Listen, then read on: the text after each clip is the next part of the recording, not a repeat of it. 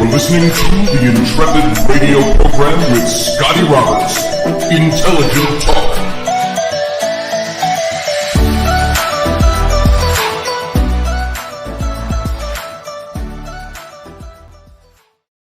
Well, hey, good evening. Welcome to the program. This is Scotty Roberts. You are watching the Intrepid radio program right here on the Odyssey Radio Network and also on my YouTube channel. That's youtube.com/Mr. Scotty Roberts. And over at Odyssey, go to Odyssey One, ODYSY1.com to see all the goodness that's Odyssey Radio and all the places where you can see this show and watch it during the day. Well, listen to it. It's audio over there. So welcome to the program. Happy Monday evening. I hope you all had a good Monday night, a good Monday day, good Monday, and I hope it's still going well for you. How is everybody tonight? What you up to? I saw somebody just put up a post that a good friend of mine that has gotten more and more leftist over the years, which seems strange. It's usually the older you get, the more conservative you tend to get. But he's not much younger than I am. But he's always been kind of a weird chap. And he showed a flag. It showed somebody that looked like the Trump flag, only it said F Biden. And he was like, what would all you do if you saw this thing? This kind of flag, but that's not the way he housed his question. His question was a little different than that. Let's see if I can find it here. And I'm wondering how you would react if you saw this. Let's see. Was it a recent post? Yeah. He says, now here's how he phrased his question. A question to those supporters of the most recent former, in parentheses, the one who had lost by more than 7 million votes and by 74 electoral votes in an election his own election security czar said was the most secure in history, end quote. Okay, so that's his caveats he's got to put in there. Those are his digs. He says, what's your reaction to seeing someone driving around with this flag flying from their truck? I saw a person, not the one in the photo, just doing just that earlier this evening. And that's the question he asks. And for me, I said, if I saw a flag that said fuck Biden on it, I said, I think I'd want to know why that person would fly that flag. Not for a political argument's sake, but to find out why do you think that way? What makes you want to think that way? What makes you want to say that about the guy? I said, when I saw anti-Trumpers doing very similar things, I said I wanted to ask them the same questions. So how would you react to that if you saw something like that? Would it be something that you would want to question the person on? Like, hey, tell me, share with me, enlighten me. Why do you think that way? Why would you want to fly that flag?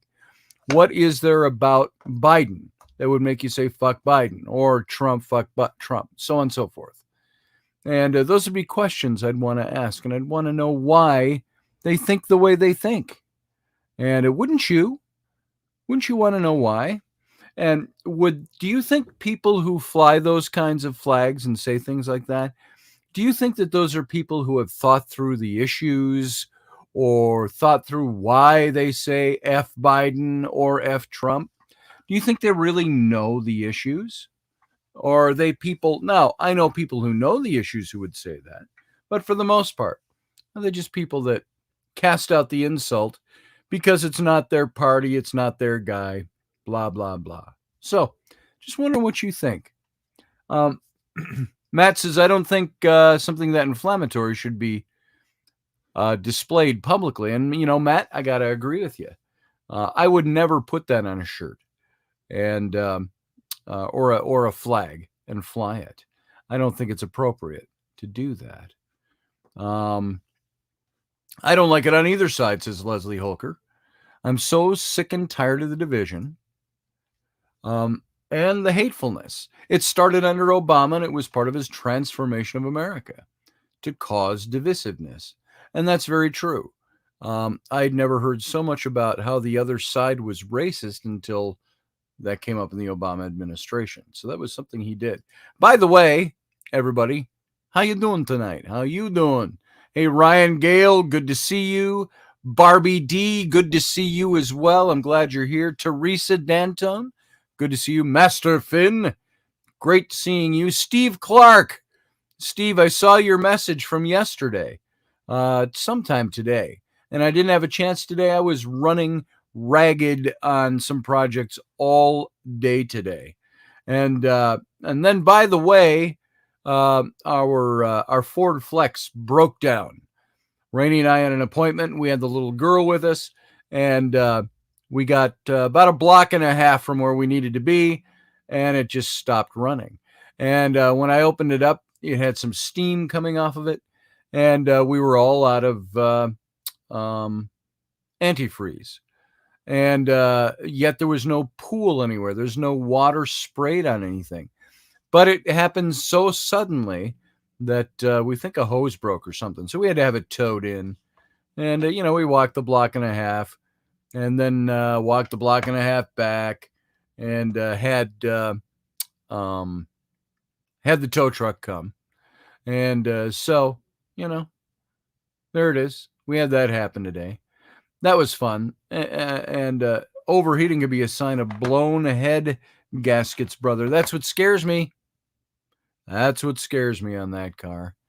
It's a Ford Flex, so beats me. I'm not a mechanic. But it has been doing, I've just noticed lately too, the steering. The power steering fluid is full, but the power steering, it kind of catches. And it's becoming a beast to steer. Not like it's out, but so I'm thinking rack and pinion, maybe. Something like that. So, car problems.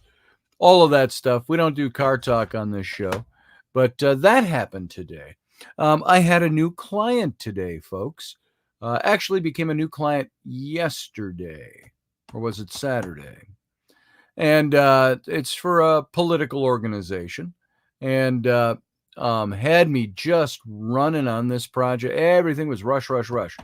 Met this woman for the first time on Saturday. And she drove over and said, I got to come over now. I got to come over right now. And can you do this right now? I'm like, sure, I can do this right now.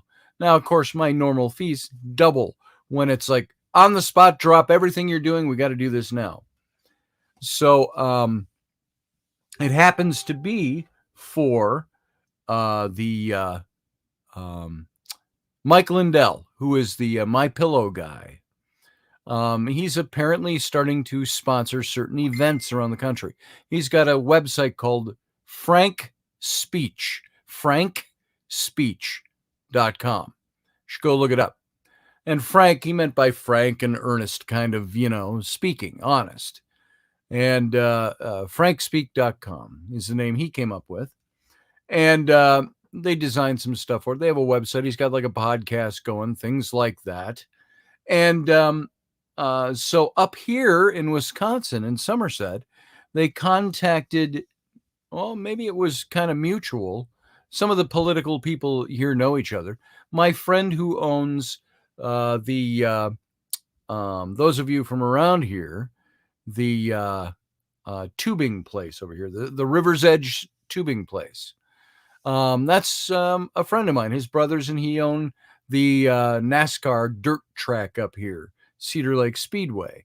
And I first met Steve when my now 29-year-old twin daughters were just like 2 years old. He had a little toy store about the size of my living room. They were called Play It Again Toys. And he used to do used toys, and he'd refurbish. He didn't refurbish much, just wipe them down. But he'd buy good used toys and sell them. And then he just kept graduating up to different things. And now he's got the Cedar Lake Speedway, and he's also got this huge inner tubing park down the Apple River here in Somerset, Wisconsin. So anyway, they've got a huge band area where they have big name concerts there. And so they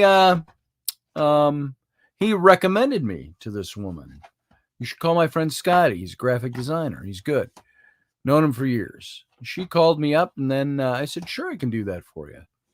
And design shirt designs, new logos and stuff for this event. Sure. And then it turned into a bunch of other stuff and a bunch of other things and a bunch of other things. So it was actually pretty cool. Here, I'll show you something. If you want to see, this is an event that's coming up. Here, let me find the actual. Here we go.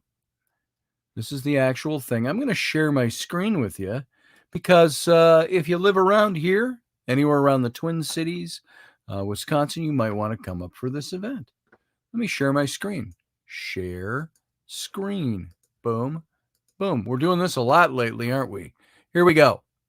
So this is the event. Now, this is the ad and the poster I created for them today. I created the other day this logo at the top, MAGA Frank, Wisconsin 2021, frankspeech.com, speech.com. Rally. It's the MAGA Frank rally. And it's Mike Lindell. You know this guy, My Pillow guy, that is sponsoring the whole thing. And so it's on June 12th. It's at River's Edge here in Wisconsin and Somerset. And these are the speakers they have. Now, they may get General Flynn on here. They had Candace Owens, and she had to drop because of a conflict. But they've got Dinesh D'Souza, his daughter Danielle. They got Sheriff Clark. They've got Diamond and Silk, if you've ever heard them, Charlie Kirk. And they're going to have President Trump joining live via closed caption TV. And this is his site. Now, I redesigned his logo. This is his new logo for his frankspeech.com. So that's what I've been working on. That's the deal. And now that kept me running all damn day. And because that particular ad she had me design. And yeah, he's the My Pillow guy. So Leslie, you're the only one I know who's really close. That's going to be at Somerset at the River's Edge on June 12th. So you might want to think about it. Free tickets to get in. So there you go. But that kept me going all day today. There's nothing worse than creating something like that as a designer and having somebody come and say, oh, hey, can you try moving that person down here and this? I mean, that thing is put together like a puzzle piece. And so I had a lot of that today, but it was all right. Thanks, Barbie D. And hey, Leslie, by the way. And Leslie, thank you a couple of days ago. Appreciate it. Haven't seen you. I don't think I've seen you since it was like Friday or Saturday. So thanks again for your support. And Morgan Snow, welcome to the show tonight. And Master Finn, of course, welcome to the show. And Susie Q, good to see you. Elderberry, good to see you as well. Who else we got in here that I didn't say hi to?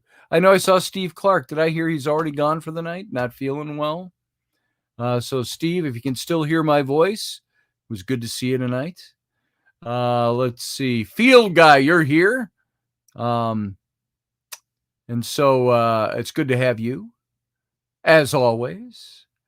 Car troubles suck. Yeah, Ryan, they do. Second only to computer problems or marital problems. Those kinds of things. So anyway, welcome to the show. I hope you all had a good day. Mary Keithley, good to see you. Glad you're in here tonight. Good to see you. Transmission issues, I believe, sir, said Matt Finn. I don't know if that was for me or somebody else. But yeah, there's something up with it. No doubt it's going to cost me an arm and a leg. The van, I got that running, but there's something wrong with that. Seals or gas. It's got 320,000 miles on it. So that one's down too. So we got two vehicles down right now. Once again, the Ford Flex, which is the newer car, that's down. And so once again, one of these days we're just going to have to buy brand new.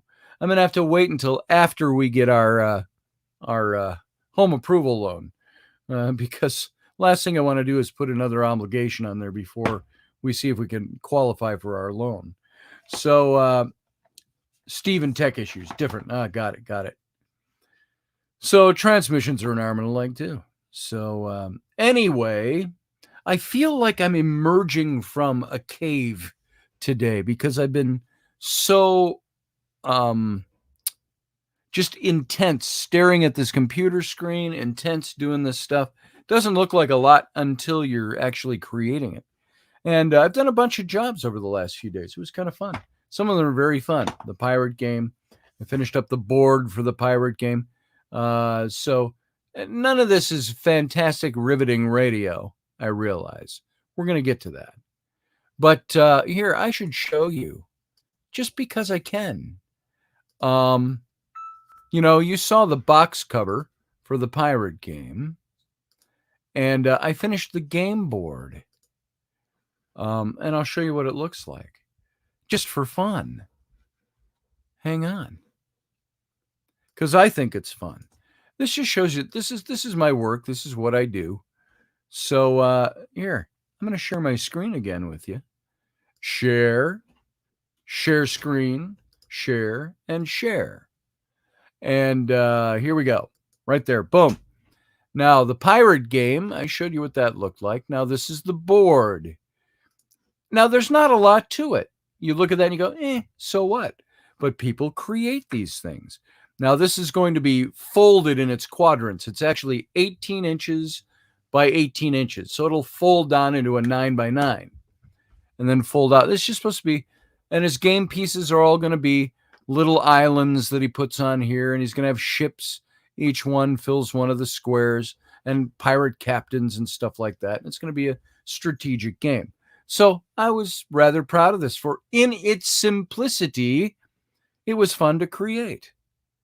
And that goes along with the, I might as well show you once again, that goes along with the front of the game. This is the box cover of the game. And so I'll be doing more characters and things like that for him and all that. But there you go. I was rather proud of that. Now, once again, I understand. Not riveting radio. But we'll get to that. So it is the ocean, Leslie. Pretty classy, yet simple. Why, thank you very much. Yeah, I'll get a free copy of the game once he has them produced. It's a tabletop game. So I'm going to actually be looking into doing a tabletop game, possibly for the Rollicking Adventures of Tam O'Hare.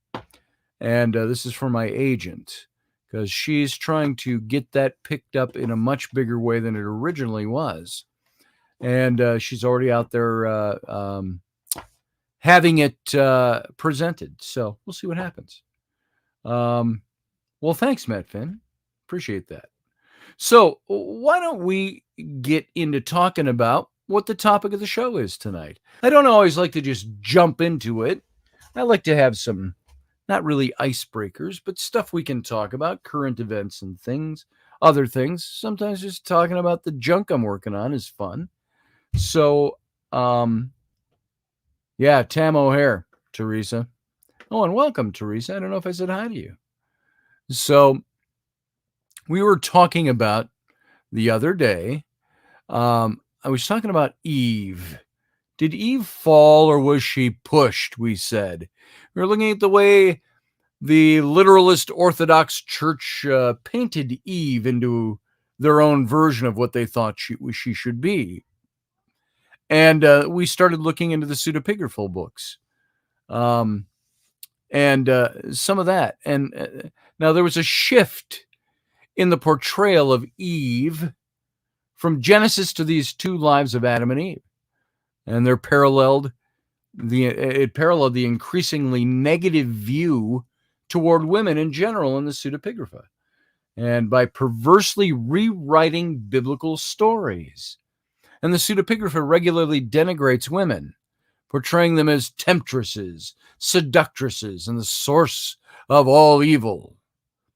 The pseudepigraphic first book of Enoch combines the account of the fall with the story of the sons of God and the daughters of men, which we've covered many times on this show. And dating from about the 2nd century BCE, the text of First Enoch is attributed to the 7th descendant of Adam and Eve, of whom Genesis 5:24 meticulously and mysteriously writes, Enoch walked with God and was not. Because he vanished, God took him. The three pseudepigraphic books of Enoch are thought to have been written to explain just what Enoch saw when God took him. These crazy visions of Enoch. What did Enoch see? And first, Enoch devotes 5 chapters to the brief passage in Genesis 6, which begins when men began doing, and we covered this last week. We talked about some of this, or was it the week before when we were talking about Enoch? Men began to increase on the earth, and the daughters were born to them. The divine beings saw how beautiful the daughters of men were, and took wives from among those that pleased them. And it was then, and later too, that the Nephilim appeared on the earth. That's out of Genesis 6:1, 2 through 4. And the Genesis narrative is short, it's unambiguous. There's no sin involved, and no blame is placed on either the woman or the angels. And when it's talking about this account of the watchers coming down, the sons of God intermingling with the daughters of men and having the Nephilim. And so first Enoch, however, elaborates on the divine being's attraction to the daughters of men. And it finds fault with the earthly women, not with the angels who broke their covenant to God and went in amongst human women. And the sons of God they were called angels in Enoch. I don't believe they were angels. I believe they were. Enoch doesn't call them angels. The word for angels is not used in the text. We've covered that before. And they don't just admire the daughters of men, they desire them. So much that they swear an oath to take the women and have children by them. Have you ever heard angels are sexless? Angels can't reproduce and so on. So if these are angels, why are they able to reproduce? Why do they make this covenant among themselves to talk about reproduction? And talk about having children and so on. So the women became pregnant. It says, well, what it says in the text is that they desired them, but by having sexual intercourse with women, that these prefects is what Enoch calls them, the 200 prefects from heaven, the watchers, the sons of God. The angels thereby defiled themselves, it says. Their offspring are monstrous. The women became pregnant and gave birth to great giants, the Nephilim, whose height were 300 cubits. Now, if a cubit is from my fingertips to my elbow, that gives you an idea of how tall they say they are. And these giants consumed the produce of all the people until the people detested feeding them. So the giants turned against the people in order to eat them. And they began to sin against the birds and the wild beasts, reptiles and fish, and their flesh was devoured, the one by the other, and they drank blood. That's from 1 Enoch 7, 2 through 6. Now, what I find interesting about this is that for them to eat these things, if they are actually that size, what do you suppose these beings look like? What are they like? How big are they? Are they actually that size, or is it more of an allegorical, mythological tale that tells you of what they were? Were they just giant? Were the men of old and the men of renown, the heroes of old, they're called? And if they're that, maybe there is something to that particular interpretation of who they are. So I've wondered about that. Is that giants might not mean giants at all, and I have to reject that call. Sorry. And I thought I set that to silent, and of course now it's ringing. So sorry about that. So I've wondered about that. Were the giants mentioned in the book of Enoch, were they actually literal giants? Were they giants figuratively speaking? Exaggerated at a minimum, says Matt Finn. I like Daniken. You talking about Von Daniken, Morgan? I don't know. I don't remember what his theory is about the Nephilim. But I find it very interesting, though, the comparisons that are made, the different texts, the way they mention them. And so, in return for sex now, the watchers reveal every kind of sin to women, including corruption, adultery, oppression, alchemy, warfare, astrology, incantations. That's according to 1 Enoch 9:9. Now, the writer proclaims this to be the origin of sin and deems the women responsible. No mention's made of the fact that the 200 angels descended to earth and physically attacked women, indeed raped them without provocation. Clearly, sex is no longer viewed as commanded by the Creator, and the blame for it falls on the women. Now, the interesting thing is I have seen so many other interpretations of this that say when it says that they went in unto the women they desired, it wasn't speaking of lustful desire. It was speaking of a desire that they actually loved these women, and they went in and they cohabited with them. They didn't just rape them and pillage them and move on their merry way, that they lived with them. They fathered children with them, and they lived with them and became parents with the mothers, and that they taught the inhabitants of the earth the secret things. Here it says in this little piece that I read from, that it says that they, what was it said? That they, well, I'm looking for the exact thing where it talks about what they bequeathed to humankind. Adultery, they taught women, sex and fornication, all these things. Well, what I've heard is on astrology and all these bad things. Now, what I've seen that interpreted as is that they came down and they taught humankind, the community that they married into and had children with, that they taught them things like alchemy, how to be alchemists, that they taught them agriculture, they taught them astronomy, meaning the signs of the stars and the moon and the sun, how to gauge the seasons of the year for agricultural purposes, maybe for worship purposes. They also taught them metallurgy, how to make plows, how to make, as a matter of fact, how to make weapons. And they taught them all kinds of things about life and life in general. These were the secret things. And now it's been totally misconstrued to mean something else in another way. And so now in the Bible, the daughters of men are called beautiful, but not seductresses. In 1 Enoch, they're desirable and the originators of sin, according to some. But even here, they're not explicitly characterized as temptresses. So the pseudepigraphic texts of the Testament of the 12 patriarchs goes a step further. And dating from the 2nd century BCE, each of these 12 texts attributed to Jacob's 12 sons are stylized after Jacob's deathbed speech. And the testaments of Judah, Dan, Benjamin include warnings against sexual promiscuity. In the testament of Reuben, the eldest son of Jacob and Leah, offers his own son some fatherly advice regarding women.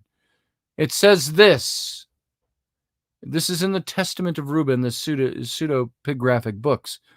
Women are evil, my children, and by reason of their lacking authority or power over man, they scheme treacherously, how they might entice him to themselves by means of their looks. And whomever they cannot enchant by their appearances, they conquer by a stratagem. Indeed, women, are you listening to this? Indeed, the angel of the Lord told me, and he instructed me, that women are more easily overcome by the spirit of promiscuity than are men. Now that's funny. I found very different in all the counseling and all the men I've known, all the church work I used to do. The opposite I found is true. Men are a lot more promiscuous than women. Not that they don't both do it. So men tend to compartmentalize and go away. So they contrive in their hearts, goes on Reuben in this book, women contrive in their hearts against men. Then by decking themselves out, they lead men's minds astray. By a look, they implant their poison. And finally, in the act itself, they take them captive. For a woman is not able to coerce a man overtly, but by a harlot's manner she accomplishes her villainy. For it was thus that they, women, charmed the watchers, the angels or sons of God, who were before the flood. As they continued looking at the women, they were filled with desire for them and perpetrated the act in their minds, since the women's minds were filled with only lust for these apparitions. And they gave birth to giants. That's in the Testament of Reuben. This is what they actually wrote about women in that intertestamental period. Now, this, I think, also when you see some of these things in the book of Enoch, that they're attributed to the dates between the 2nd century BCE and the 1st century AD. I'm going to tell you something. Book of Enoch's a lot older than that. There are prophets in the Old Testament that quote from the book of Enoch long before 200 BCE. So, yeah, Delaney, you're right, I think. So, hey, Johann Dancing Gypsy. Hey, David Castle. Good to see you. Robert V. Good to see you as well. And so these are all the things that were written about in these texts. Now, forgotten in all of this crap, of course, is the fact that the daughters of men never approached the sons of God or expressed any desire for them.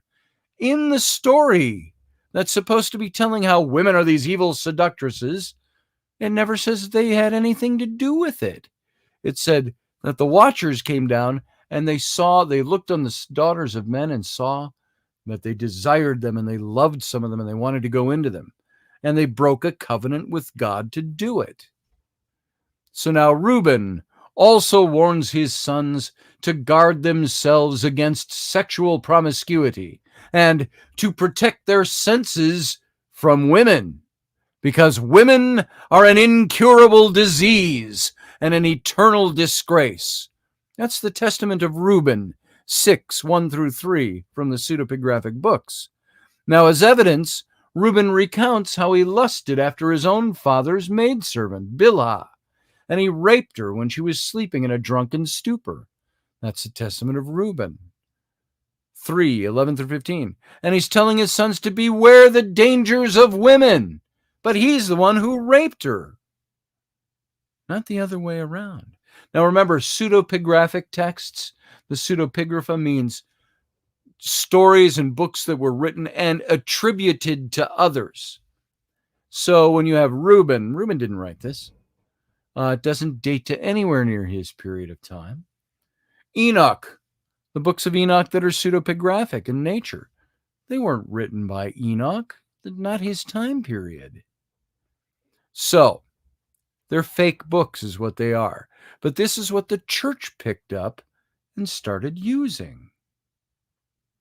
So, yeah, it does, Robert V., doesn't it? So throughout, most men who hate women like that usually have a reason for it. Not true, Scotty. Women can compartment thoughts too. Yeah, I believe you, Johan. I'm talking the basics, the physiological wiring. Yeah, women can compartmentalize, but generally don't. Men can put it all together as one big stream, but generally don't. So generally speaking, it's the way we're wired. So throughout these stories, we see a clear shift in the portrayal of women and sexual relations. The archetypical woman has gone from merely eating the fruit in the garden to being held responsible for introducing sin into the world. So from Genesis to the book of Enoch to the Testament of Reuben, the story of the daughters of men and the sons of God becomes more and more overtly sexual. Whereas sex isn't an issue in Genesis. The author of the book of Enoch describes the sons of God lusting after the daughters of men, who entice the angels with their beauty. Now, by the way, sex is involved in the encounter between Eve and the serpent, Nakash. In Genesis, all the verbs, we went through that, all the verbs and the adjectives are all sexual in nature. But she's not proposing anything. She's not trying to lead Nakash, the serpent, astray. It's saying that all the things he's saying have seduction in mind, and her reactions and all of this are all have sexual connotation to them, whether or not she's innocent of it or not. And so the Testament of Reuben inverts the story, declaring that the daughters of men lusted after the sons of God.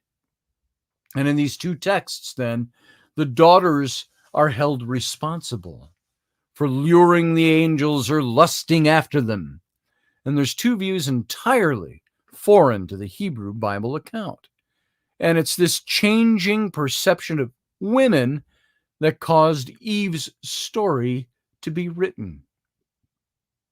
But why? Why'd this happen? Were the writers trying to justify female subjugation or subjection, whichever you want to say that, in a patriarchal society? Or were they trying to explain the sex drive? Bible scholar Bernard Prushak suggests that the pseudepigraphic literature explained the existence of evil, and thereby also gave both a theological explanation and the justification for maintaining the cultural facts of male dominance and female subservience. So, whatever its origin, the negativism of the pseudepigraphic literature was shared by and explained on by early Christians, early Christian writers. In the writing to the book of the Corinthians, to the church at Corinth, in the New Testament, the Apostle Paul blatantly states, "I'm afraid that just as Eve was deceived by the serpent's cunning, your minds may somehow be led astray." 2 Corinthians 11:13, or 3, the author of 1 Timothy, Paul, writes that because of women's role in the fall, she is to remain silent in the church and be submissive to men. Adam was not deceived, the writer writes, but the woman was deceived and became a transgressor. That's in 1 Timothy.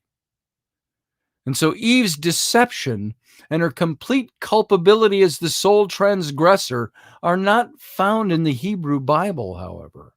Both elements derive from the Apocalypse of Moses, not the actual books of Moses, the Apocalypse of Moses in the pseudepigraphic works, dating after 200 BC.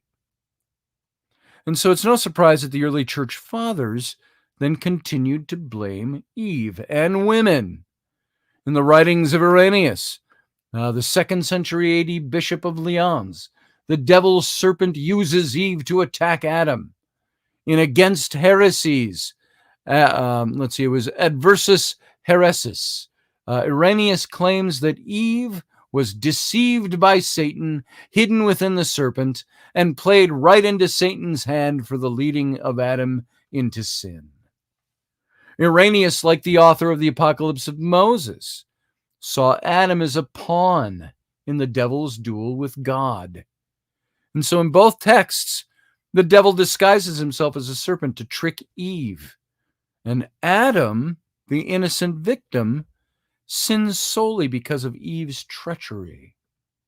So by blending the original Genesis account with the non-canonical seduction stories from the pseudepigrapha, later authors and artists turned sex into a sin and Eve into a sexual temptress, the ancestress of witchery, the root of evil, the cause of the fall of mankind.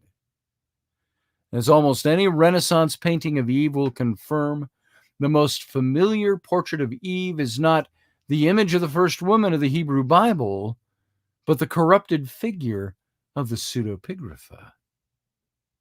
So that is what Eve came. Did Eve fall, or was she pushed? I believe she was pushed into being exactly what the pseudepigraphic writers, for whatever their political reasoning was, wanted her to be, and the church picked that up. It's the basis for the subjugation of women. It is the basis for women not being able to teach or speak in the church. Now, we overcame that one, didn't we? You go to the evangelical church, you go to the Catholic church. There's some Catholic church that now allow priests. There is an Episcopal, female priests. There are Baptist churches that have female ministers, at least female teachers. One thing I found, a woman can't minister in the church. She has to keep quiet and grow her hair long and keep her head covered. Until we need Sunday school teachers. Then it's okay. Or now we've come a long way, baby, as the old Virginia Slims ad used to say when I was a kid. So there's that interesting click over from Eve being the mother of all living to Eve being the mother of all sin. And you can see how it changed. Now, I wanted to segue a little bit into more about Eve and Adam. And talk about that a little bit. Since we're on Eve, scholars have identified two different creation stories at the beginning of Genesis. And we talked about this a little bit the other night. One's in Genesis 1, 2 through 4, or 1 through 2:4, and the other in Genesis 2:4 through 3:24. Now, the first is attributed to the P source, or the priestly tradition. P. The JDP theory. J is the Yahwist tradition, or Jehovah. And so the priestly tradition is the P, is the first, and the second is the J source. Priestly versus Yahweh. And the two accounts differ in many different ways. And we kind of covered this, but we're going to go into it in a little more detail here. The P account, or the priestly account, is repetitive and it uses set formulas. For example, it was evening and morning the first day, and God saw that it was good. Now, the J account, on the other hand, flows along like any good story. The P account begins with a lifeless, watery chaos from which dry land has to emerge for life to begin, while the J story moves in the opposite direction, from a lifeless, dry land to which water is added to permit life to begin. So in the P account, the priestly account, God creates by speaking a word. In the beginning was the Word, and the Word was with God, and the Word was God. And the same was in the beginning with God. In the J account, or the Jehovah, Yahweh account, God acts like a potter, a gardener, a builder, and he creates something. So the two accounts also differ greatly with respect to the creation of human beings. In the first version, the priestly version, God creates woman and man at the same time as the last act of creation. And we're not told what they're made from, only that they were made in the image of God.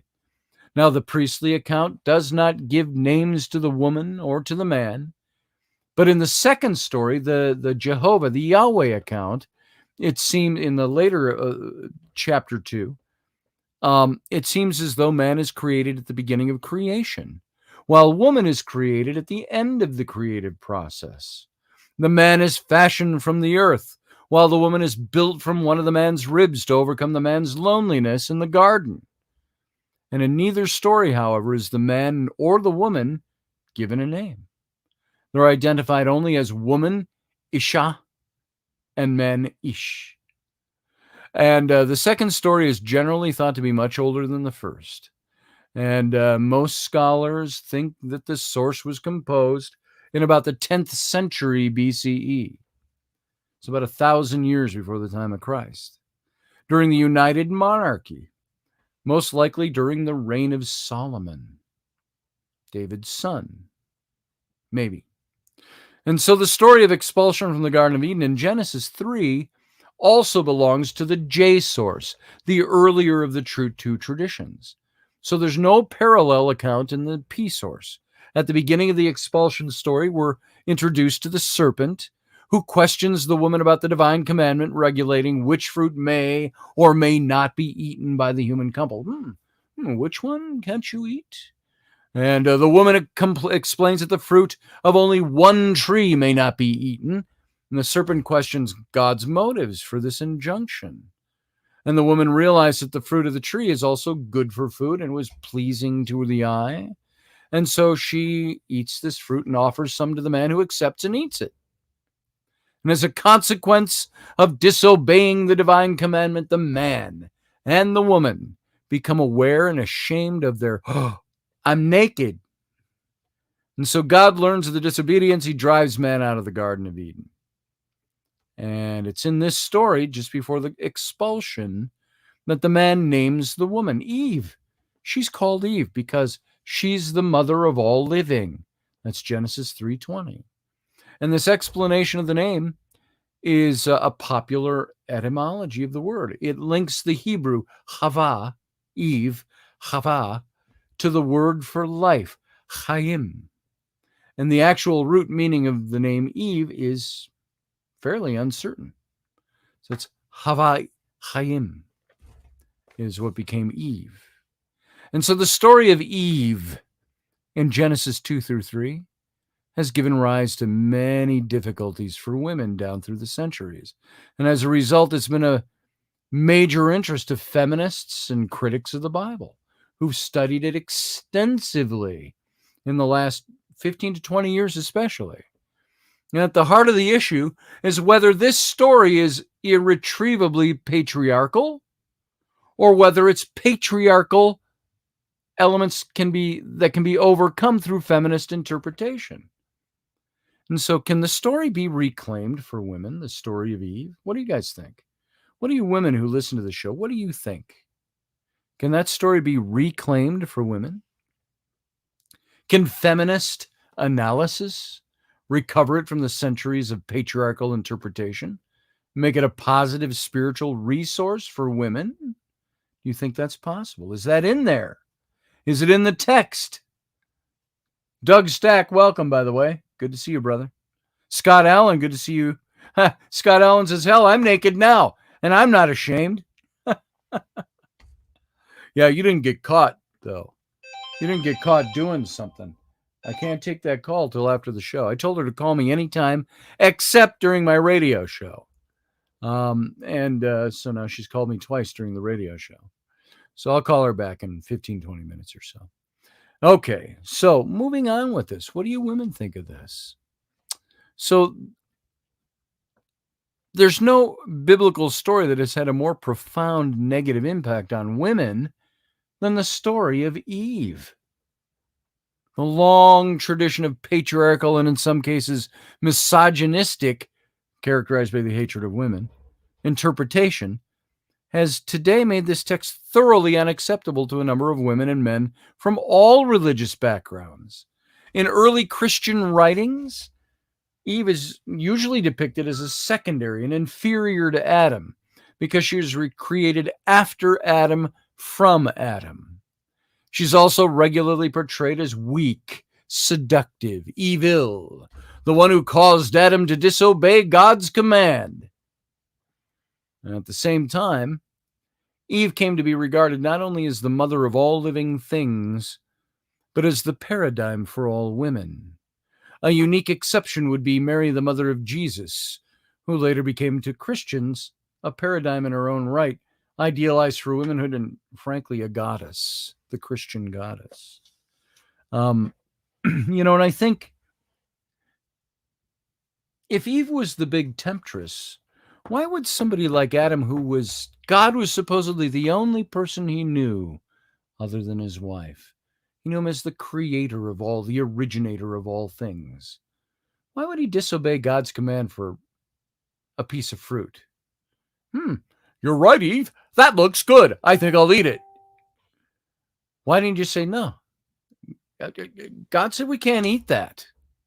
Put it down. Slap it. You should have slapped that out of her hand. No. I don't think it had anything to do with eating fruit. I think it was about the sexual nature of things. Sex being introduced to the couple through the Elohim, the Nakosh. Different story. We'll move on from that. But, I think of a song from Camelot. Any of you here Broadway musical fans? I love Broadway musicals. I'm not gay, but I love musicals. I love the movie versions, too.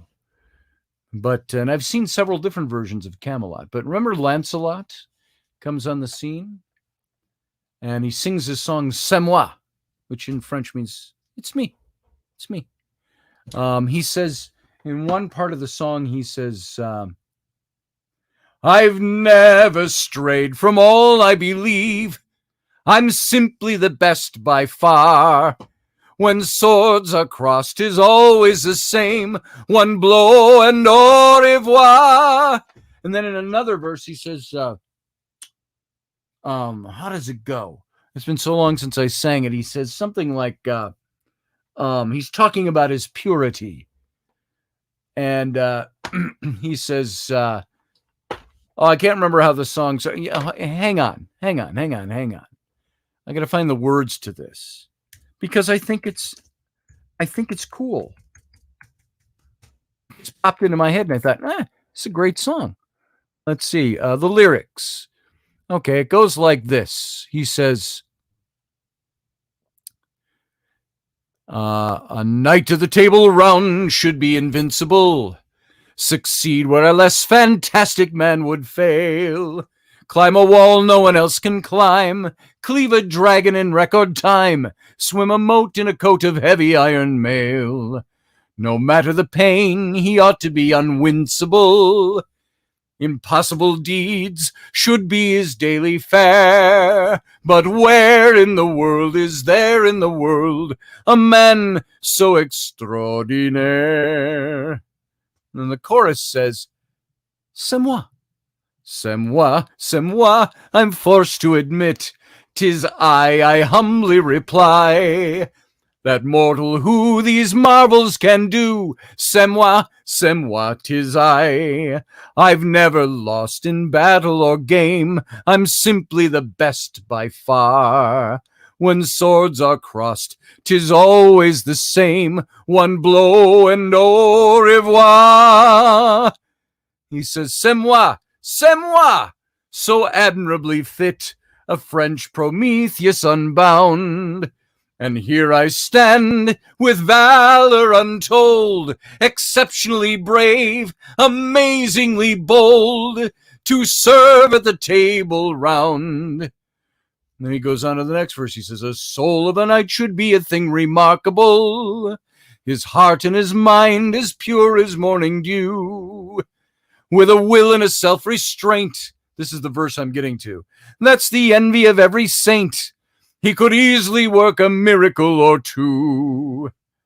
To love and desire, he ought to be unsparkable. The ways of the flesh should offer no allure. But where in the world is there in the world a man so untouched and pure?" C'est moi. C'est moi, c'est moi. I blush to disclose, 'tis I'm far too noble to lie. That man in whom these qualities bloom, c'est moi, 'tis I. Now here it is. I've never strayed from all I believe. I'm blessed with an iron will. Had I been made the partner of Eve, we'd be in Eden still. C'est moi, the angels have chose to fight their battles below. And here I stand, as pure as a prayer, incredibly clean, with virtue to spare, the godliest man I know. C'est moi! That's the song he sings. So it's the line that popped into my mind. All that buildup for this. He says, had I been made the partner of Eve, we'd be in Eden still. The man in whom these qualities bloom, c'est moi. It's me. So anyway, I rather enjoyed that song, and I enjoyed the singing of it, but this is what I'm talking about, Eve and Adam. So Eve came to be regarded not only as the mother of all living things, but as the paradigm for all women. A unique exception, Mary, of course. And this combination of the negative image of Eve with the idea that she is the model of what it's to be a woman, provided an important basis for the development of depreciatory patriarchal Christian theologies of women. Women are the originators of all sin. Women need to cover up. Women shouldn't show their cleavage in public because a guy could be led to sin. In 1 Timothy, we're told that women should not speak in the assembly of the church, to teach or to tell a man what to do, because Eve was formed after Adam and led Adam astray. That's the reason women weren't supposed to even talk in church. If they had a question about what the guy who was leading the congregation, the pastor nowadays, had to say, they couldn't speak in church. They had to wait till they got home and ask their husbands. Let a woman learn in silence with all submissiveness. This is the Apostle Paul. I permit no woman to teach or to have authority over men. She's to keep silent. For Adam was formed first, then Eve, and Adam was not deceived, but the woman was deceived and became a transgressor. So Adam wasn't the tricked one, it was Eve. That's 1 Timothy 2:11 through 14. That, you're welcome, Teresa. That was, that's the third time she's called me. Guys, I'm going to have to not be able to finish this tonight. At 10 o'clock, we're going to have to wrap it because I'm going to have to call her back. She's obviously stressing out a bit here. And I've got to, this is my client for the big political stuff that's called now. So we're told that women shouldn't speak in church. Let a woman be silent. Let a woman learn in silence, says Paul, with all submissiveness. I permit no women to teach her to have authority over men. She's to keep silent. And he blames it on Eve and Adam. The early church father Tertullian taught that all women share the ignominy, the infamy of Eve. He said, and do you not know that you are each an Eve?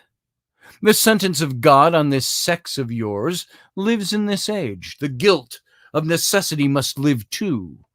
You are the devil's gateway, women. You are the unsealer of that forbidden tree. You are the first deserter of the divine law.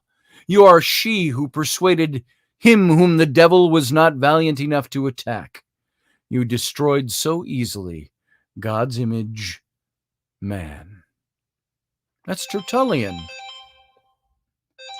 And Tertullian, the same person. I'm going to have to call back in a couple of minutes here, folks. You're going to have to pardon me. I'm going to have to boogie out right at 10 o'clock tonight because it seems duty calls me. But in the traditional understanding of the text, Eve was created to be a helper. The Hebrew word ozer, to man, because Eve is thought to be secondary and inferior to Adam. The way in which she's a helper is said to be limited. Early interpreters often suggested that Eve was a helper to Adam only for the purpose of procreation. Adam couldn't have a kid himself, so he needed the woman to do it. So we're gonna pick up on this stuff when we come back tomorrow. And I got more stuff to go into as well. You know what else we're going to get into tomorrow? We're going to go kind of circle back to the strange visions of Enoch. A weird world that he wove, and the writers of Enoch wove after him. So there you go, folks. We're going to be done for tonight. Hate to say it.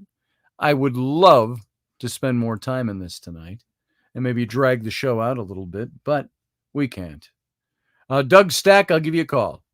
I have to make a call right after I'm done here. Sorry for the interruptions, but duty calls. So good night, everybody. You know what? I want to thank you for being here. I appreciate the fact that you're here. I appreciate the fact that you give me your time.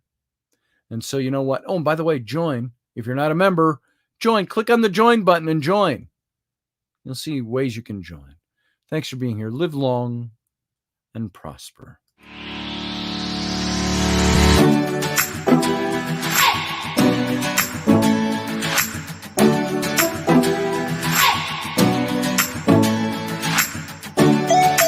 You're listening to the Intrepid radio program with Scotty Roberts. Intelligent Talk.